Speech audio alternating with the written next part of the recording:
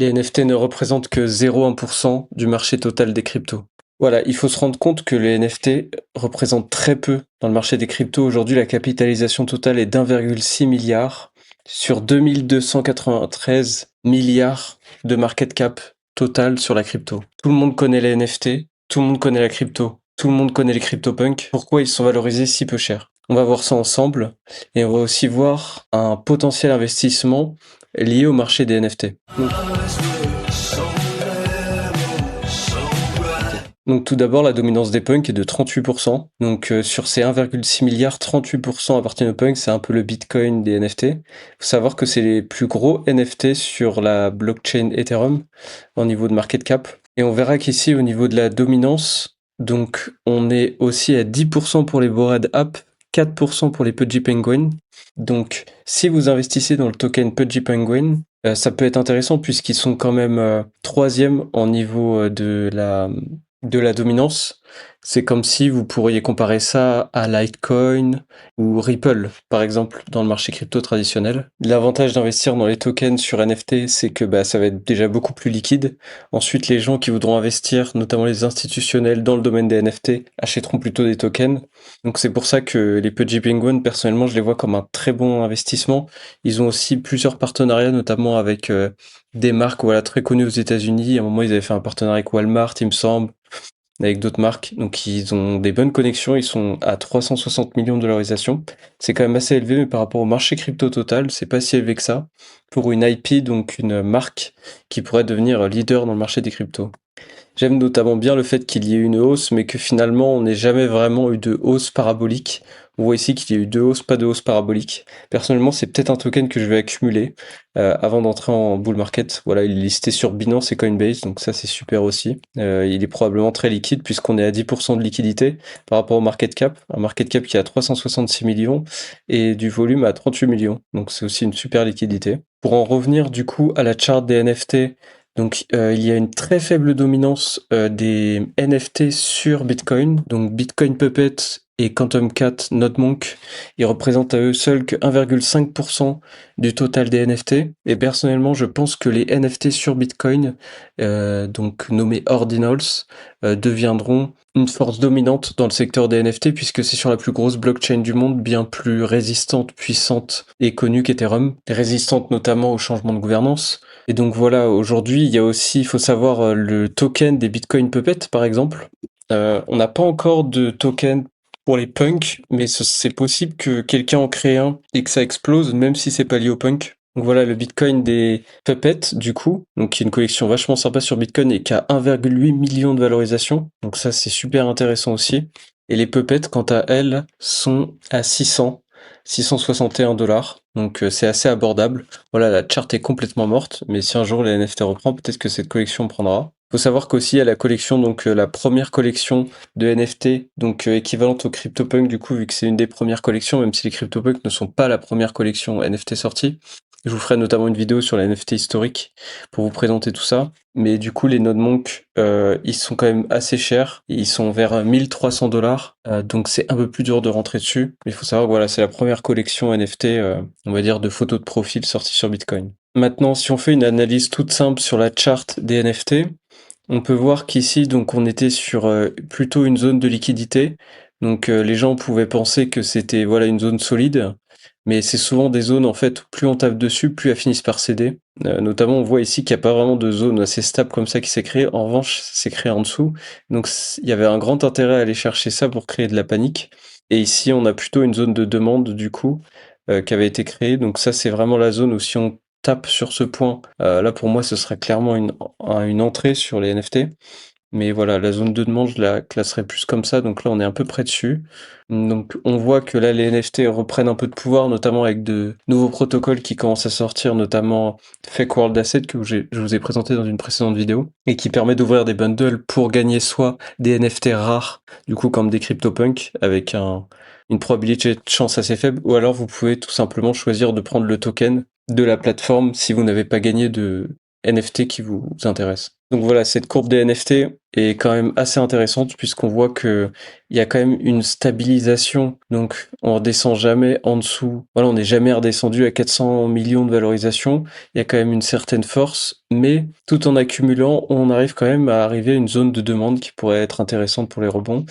Il y a aussi ce site NFT Valuation, donc si vous pouvez suivre une valorisation qui est un peu plus agrégée des NFT. Donc voilà, ils calculent leur market cap d'une certaine manière, mais l'avantage c'est qu'on peut voir le Fear and Greed Index directement des NFT, donc ça c'est super. Voilà, on voit aussi leur chart du coup du market cap des NFT, donc qui est un peu différente de celle de CoinGecko. On peut imaginer encore une chute potentiellement sur cette chart là. Voilà, on serait pas au point, vraiment le point de demande, il serait plus ici. Donc il y a encore une belle chute selon eux. Et donc ça, c'est vraiment intéressant, je trouve, c'est les wallets actifs.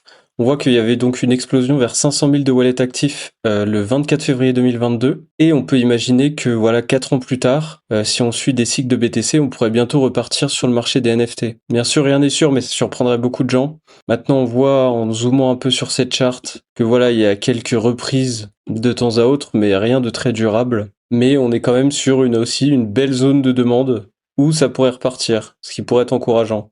Il y a quelques points convergents du coup. Donc au-delà de ça, du coup, du marché global et des opportunités éventuellement qui se trouveraient dedans, je pense vraiment que les tokens de projets vont devenir intéressants. Il faut savoir que Bread App avec le token App ont aussi un token. Ils ont lancé un métaverse, etc. Il y a tout un écosystème. C'est quelque chose aussi qui pourrait être intéressant. Et Punk sortiront probablement un token aussi. Donc voilà, il y a aussi cette autre opportunité qui est les plateformes de prêt NFT. Pourquoi je vous en parle? Parce qu'en fait, j'ai souvent été trop en avance sur les narratifs. Il faut savoir que j'ai été en avance sur le narratif des layers 1 plus rapides, notamment quand il y avait Ethereum vers 2017. Moi, j'avais investi dans voilà un projet qui permettait de faire des transactions par rapport à Ethereum beaucoup plus rapides et d'avoir aussi des smart contracts, donc du 10 000 transactions par seconde, alors que sur Ethereum, on était plus à 100 à 500 transactions par seconde. Et donc finalement, j'étais trop en avance puisque j'ai perdu tout mon argent lors du bull market de 2017 sur ce projet-là. Et le bull market d'après, il y a eu Solana et Avax, etc. Tous les autres projets donc qui permettaient des vitesses de transaction plus rapides. Et j'ai été aussi en avance sur les NFT puisque j'ai été sur la page de mint des Bored App, mais j'en ai pas minté. J'avais notamment aussi parlé à un gars dans la ville où j'habitais qui était sur les NFT depuis lui au moins 2017-2018. Quand il m'en avait parlé, en fait, je trouvais ça ridicule, clairement. Je disais, ouais, je vois pas trop l'intérêt. Et en fait, ce gars-là était visionnaire. Maintenant, il est probablement très riche. J'étais aussi en avance sur le fait de pouvoir trader des futurs de manière décentralisée, donc notamment sur le narratif lié à Hyperliquid, puisque j'avais investi dans des projets liés justement au futur et le fait de pouvoir trader de manière décentralisée avec du levier sur la blockchain.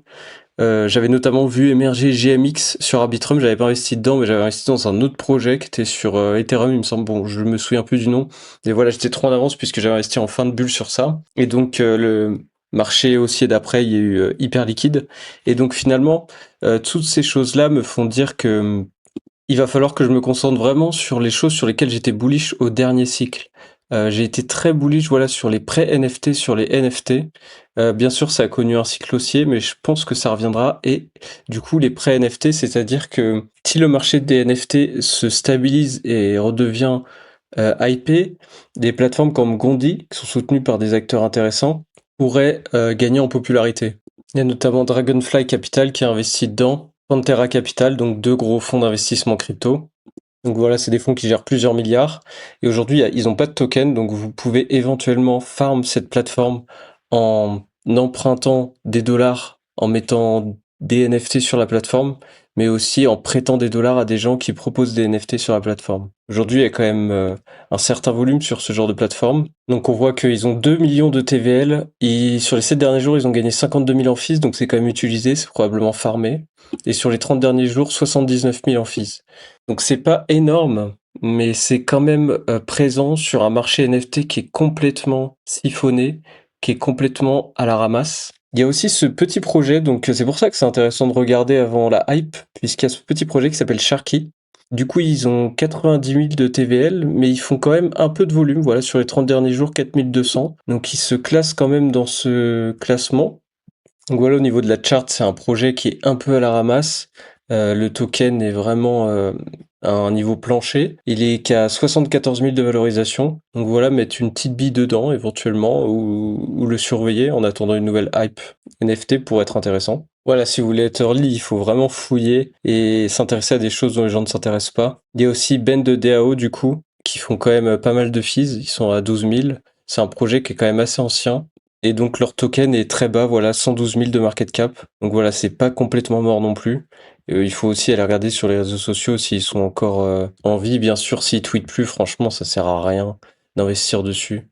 C'est-à-dire, d'après mon expérience, quand ils tweetent plus, c'est vraiment que le projet est mort, quoi. Donc voilà, ils retweetent encore Bored App. Donc a priori, ils sont pas totalement inactifs non plus. Il faut vraiment le minimum du minimum. Il y a aussi du coup Blur Landing. Pardonnez mon accent anglais. Du coup, ils ont 6 millions de TVL. On va voir que ça a monté récemment. Donc ça montre aussi peut-être un intérêt qui commence à revenir. On voit que c'était à 100 millions à un moment. Là, c'est complètement à la ramasse. Moi, j'aime bien regarder aussi en Ethereum puisque si l'Ethereum remonte, leur TVL remontera et ça attirera des gens. Donc voilà, à peu près, hein, rien d'époustouflant. Mais donc, on voit que ça reprend un peu de force et bien sûr, comme un abonné me l'a fait savoir, Blur, donc ça peut être intéressant aussi de le regarder puisque ça fait partie des leaders dans ce qu'on appelle le narratif NFTFi. Donc voilà, ils sont à 39 millions de valorisation. La charte est assez à plat. Il y a quand même quelques signes de volume par-ci par-là. Et donc si on consulte le narratif NFT Fi sur CoinGecko, on peut voir que Blur est son leader. Ensuite, il y a Public Masterpiece Token. Donc on va aller voir ce que c'est, mais le volume est quand même assez bas par rapport au ratio de market cap. Donc voilà, déjà c'est sur la blockchain BNB. Bon, peut-être que la blockchain BNB repartira, mais personnellement déjà c'est un gros red flag. Donc voilà, a priori ce serait un festival NFT à Dubaï. Ok, c'est un collectif qui veut mettre et qui veut faire le lien entre l'art physique et la blockchain. Ok, pourquoi pas. Je vais pas creuser plus longtemps, voilà, ça a pas l'air ouf. En tout cas, Blur, voilà, propose quand même encore, a priori, du lending dessus. Donc ils sont actifs, donc non seulement ils sont leaders sur ça, mais ils sont aussi potentiellement leaders sur le fait de... En tout cas, ils sont top 2, top 3 sur le fait des échanges NFT. Donc on peut pas investir dans OpenSea, par contre vous pouvez farmer OpenSea. Donc ça c'est toujours aussi un point intéressant. Sinon NFTFi, voilà, il y a Sync Future. Donc j'ai ouvert un peu pour regarder. Ça permet de trader des perp et des RWA de manière décentralisée. Peut-être aussi du coup des NFT, c'est pour ça qu'il sera en NFTFi. Donc voilà, ce serait une sorte de concurrent à Hyperliquid. Et a priori, je présume que c'est qu'ils proposent de trader les CryptoPunk par exemple en levier. Non, je trouve pas punk, bizarre. Bizarre qu'ils soient en NFTFi, on va pas pousser plus loin que ça. Donc il y a aussi les Unipeg, donc qui ont été lancés sur le principe des hooks Uniswap. Ça a été lancé assez récemment. C'est à 252 dollars et 2,5 millions de valorisation. C'est vraiment le market cap qui est utile et pas le prix. Même si parfois justement les noobs, quand il y a 0,01 par exemple, ils peuvent se dire ah ça valait 1 dollar alors que ça veut rien dire, ça dépend du market cap.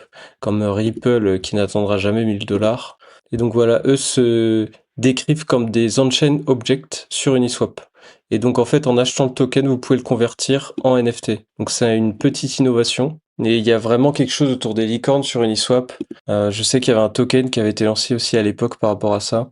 Donc voilà, c'est pas un NFT, c'est pas un token, c'est le mélange des deux, c'est un objet on-chain, ils appellent ça. Et donc c'est totalement inscrit on-chain, donc rendu avec ce qui a été inscrit. Donc ça, le on-chain aussi, ça pourrait repartir. Et donc voilà, on a vu quand même quelques collections.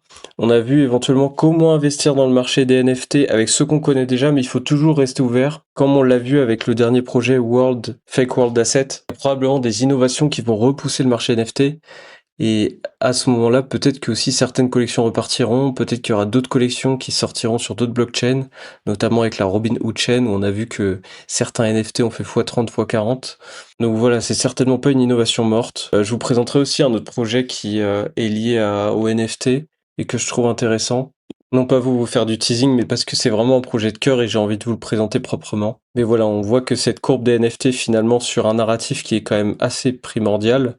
On pourrait dire que les NFT sont comme les réseaux sociaux sont pour Internet, c'est-à-dire que voilà, des gens vont pouvoir créer des types de réseaux sociaux, des gens créeront des types de NFT.